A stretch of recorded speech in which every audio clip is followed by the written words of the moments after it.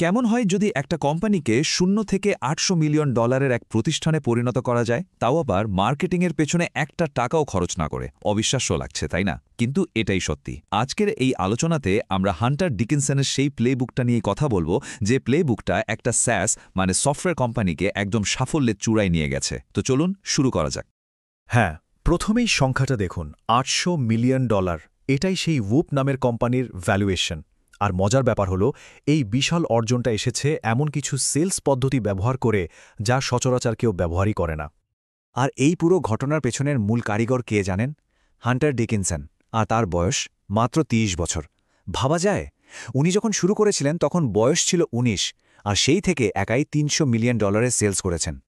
আর সবচেয়ে অবাক করার মতো তথ্যটা হলো, এই পুরো জার্নিতে মার্কেটিংয়ের পেছনে খরচ হয়েছে $0। জি, একটা টাকাও না। কোনো পেইড অ্যাডস নেই, কোনো বড়সড় ক্যাম্পেনও নেই। মানে ব্যবসা নিয়ে আমরা যা যা ভাবি, যা যা বইয়ে পড়ি, এটা তার সবকিছুর একদম উল্টো। তো স্বাভাবিকভাবেই প্রশ্ন আসে, এটা কিভাবে সম্ভব? এই অসম্ভবকে সম্ভব করার রহস্যটা কি? আচ্ছা, ঠিক এই জিনিসটাই আমরা আজ খুঁজে বের করব। হান্টারের সেই গোপন প্লেবুকটা আমরা এখন ধাপে ধাপে দেখব। তো আজকের এই আলোচনাতে আমরা কি কি বিষয় দেখব তার একটা ছোট্ট ম্যাপ দেখে নেওয়া যাক। প্রথমে আমরা এই জিনিয়াস হান্টার ডিকিনসনকে নিয়ে একটু জানব।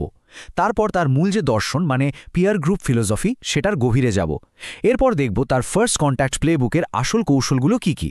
আর শুধু কৌশল জানলেই তো হবে না, সেটাকে বড় আকারে কাজে লাগানোর উপায়ও জানতে হবে, তাই না? সব শেষে আমরা দেখব এই ভিড়ের মধ্যে কিভাবে নিজেকে আলাদা করে তোলা যায়। তো চলুন আর দেরি না করে শুরু করা যাক। তাহলে কে এই হান্টার ডিকিনসন?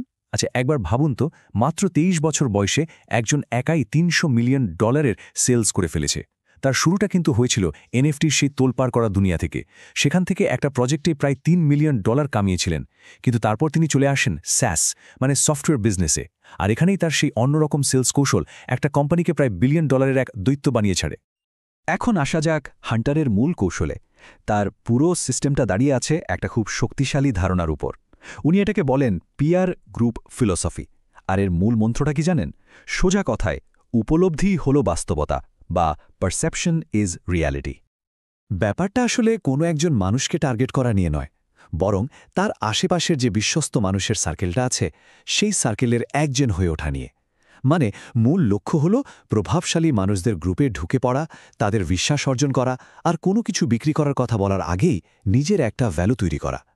সোজা কথায়, ধরুন যাকে কিছু বিক্রি করতে চান, তার সম্মানীয় বন্ধুরা যদি আপনাকে চেনে, আপনাকে ফলো করে, তাহলে কি কথার দামটা বেড়ে যাবে না? ঠিক এটাই। এই পুরো দর্শনটা হান্টারের নিজের মুখেই শোনা যাক। উনি বলেন, উপলব্ধিই হলো আসল বাস্তবতা। যখন এমন সব মানুষ আমাকে ফলো করে যাদের আমি নিজে গুরুত্বপূর্ণ মনে করি, তখন আমি যে ভ্যালুটা দিচ্ছি সেটা এমনিতেই অনেক বেশি শক্তিশালী মনে হয়। এটাই হচ্ছে সোশ্যাল প্রুফের খেলা। আর হান্টারকে এই খেলার মাস্টার বললেও ভুল হবে না। আচ্ছা, তত্ত্ব তো অনেক হলো। এবার চলুন একদম আসল প্লেবুকে ঢোকা যাক। মানে কিভাবে এই বড় বড় টার্গেটদের সাথে প্রথম যোগাযোগটা করতে হবে, তার একটা স্টেপ বাই স্টেপ গাইড দেখে নিই। এই পুরো প্রক্রিয়াটা মাত্র 4টা সহজ ধাপে করা হয়। স্টেপ 1, নেটওয়ার্ক ম্যাপ করা, মানে প্রভাবশালী ব্যক্তিরা কারা আর তাদের বন্ধুবান্ধব কারা সেটা খুঁজে বের করা। স্টেপ 2, ভ্যালু দেওয়া, কিছু চাওয়ার আগেই সাহায্য করুন, এটা একটা ভালো সম্পর্ক তৈরি করে। স্টেপ 3, ফলো আদায় করা, তাদের কাছ থেকে একটা ফলো পাওয়া মানে সোশ্যাল স্ট্যাটাস অনেক বেড়ে যাওয়া। আর ফাইনালি স্টেপ 4, বিক্রির কথা না বলে পরামর্শ চাওয়া। এতে তারা নিজেদের গুরুত্বপূর্ণ মনে করে, আর ব্যাপারটা তখন আর সেলস পিচ মনে হয় না, বরং একটা সহযোগিতার আলোচনা হয়ে যায়। এখন কথা হলো ভ্যালু দেওয়া মানে কি। হান্টারের কিছু অসাধারণ উদাহরণ দিয়েছেন, যেমন কারো কাজের মন থেকে প্রশংসা করা, অথবা ধরুন কোনো সম্ভাব্য ক্লায়েন্টের লোগোটা এআই দিয়ে ফ্রিতে রিডিজাইন করে তাকে পাঠিয়ে দেওয়া। উনি নিজে একবার কি করেছিলেন জানেন? স্পোর্টস বেটিং কমিউনিটির অনেককে তাদের পুরনো লোগো নতুন করে ডিজাইন করে পাঠিয়েছিলাম। ভাবুন তো, এই ছোট্ট একটা কাজই তাকে সবার চোখে নিয়ে আসে, আর একদম জিরো থেকে একটা দারুণ নেটওয়ার্ক তৈরি করতে সাহায্য করে। আচ্ছা, একটা প্রশ্ন তো আসতেই পারে, এই যে এত ব্যক্তিগত অ্যাপ্রোচ, এটা তো একজনের জন্য ঠিক আছে, কিন্তু একটা পুরো সেলস টিমের জন্য এটাকে সিস্টেম বানানো যায় কিভাবে? চলুন এবার সেটাই দেখি। কিভাবে হান্টার এই কৌশলটাকে একটা গ্রোথ ইঞ্জিনে পাল্টে দিলেন। এখানেই হান্টারের আসল বুদ্ধির খেলাটা বোঝা যায়, মার্কেট সেগমেন্টেশন। দেখুন, সাধারণত আমরা কিভাবে মার্কেট ভাগ করি? ব্যবসার ধরন অনুযায়ী, তাই না? যেমন সব কোচ একদিকে, সব কনসালট্যান্ট আরেকদিকে। কিন্তু হান্টারের পদ্ধতিটা একদম আলাদা। উনি মার্কেট ভাগ করেন ডিস্ট্রিবিউশন প্ল্যাটফর্ম দিয়ে। মানে ইউটিউবাররা একটা গ্রুপ, টুইটার ইনফ্লুয়েন্সাররা আরেকটা গ্রুপ। এর পেছনের লজিকটা কিন্তু খুব সোজা। একই প্ল্যাটফর্মের ক্রিয়েটাররা একে অপরকে চেনে, ফলো করে, নিজেদের মধ্যে একটা প্রতিযোগিতাও থাকে। তাই একজন ইউটিউবার কোচ কিন্তু অন্য একজন ইউটিউবারের সাথেই বেশি কানেক্টেড থাকবে ইনস্টাগ্রামের কোনো কোচের চেয়ে।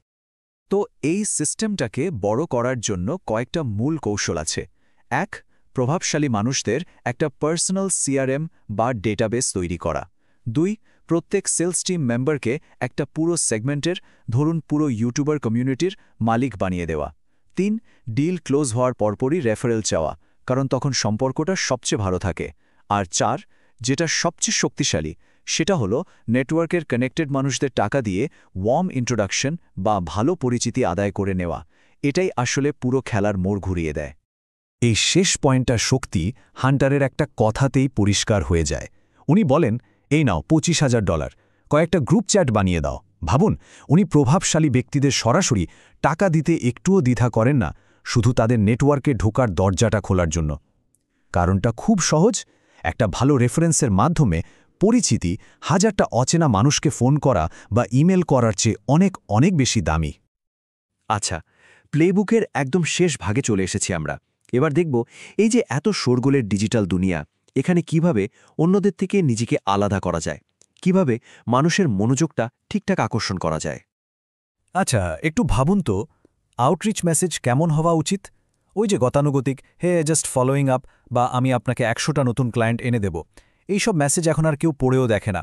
হান্টারের অ্যাপ্রোচটা ঠিক এর উল্টো, একদম পার্সোনাল আর ভ্যালু কেন্দ্রিক। ধরুন, আপনাকে কেউ মেসেজ দিল, আমি আপনার প্রিয় CS0 টিমের জন্য ফ্রন্ট রো টিকিট ম্যানেজ করেছি, অথবা আমি আপনার প্রোডাক্টটা কিনেছি আর চেকআউট প্রসেস নিয়ে আমার কিছু ফিডব্যাক আছে। কোনটা বেশি শক্তিশালী? অবশ্যই দ্বিতীয়গুলো, কারণ এগুলো কিছু চাইছে না, বরং কিছু দিচ্ছে। নিজেকে আলাদা করার আরও কিছু দারুণ কৌশল আছে, যেমন স্ট্র্যাটেজিক গিফট দেওয়া। ধরুন, কারো নাম খোদাই করা সিগার কেস বা গল্ফ বল, আবার কখনো কখনো মজার জিফ বা মিম পাঠিয়ে বিনোদন দেওয়া। অথবা আগে তাদের প্রোডাক্টটা কিনে একজন কাস্টমার হওয়া, তারপর যোগাযোগ করা, আর সবশেষে কোনো কিছু চাওয়ার আগেই তাদের ব্যবসার উন্নতির জন্য কোনো নির্দিষ্ট পরামর্শ দেওয়া। হান্টারের একটা খুব সহজ ফিল্টার আছে। উনি বলেন, কারোর সাথে যোগাযোগের আগে নিজেকে দুটো প্রশ্ন করতে: আমি কি কোনোভাবে বিনোদন দিচ্ছি, অথবা আমি কি কোনো ভ্যালিউ দিচ্ছি? যদি এই দুটোর কোনোটাই উত্তর হ্যাঁ না হয়, তাহলে সম্ভবত তার সাথে কথা না বলে পরের জনের কাছে যাওয়াই ভালো। এটাই তার পুরো সেলস ফিলসফির সারমর্ম। তো পুরো আলোচনা শেষে আমাদের সবার জন্য একটা প্রশ্ন রেখে যায়। আমরা যে আউটরিচ করি সেটা কি সত্যিই কোনো ভ্যালু তৈরি করছে, নাকি ডিজিটাল দুনিয়ার শোরগোলটাকে আরও একটু বাড়িয়ে দিচ্ছে?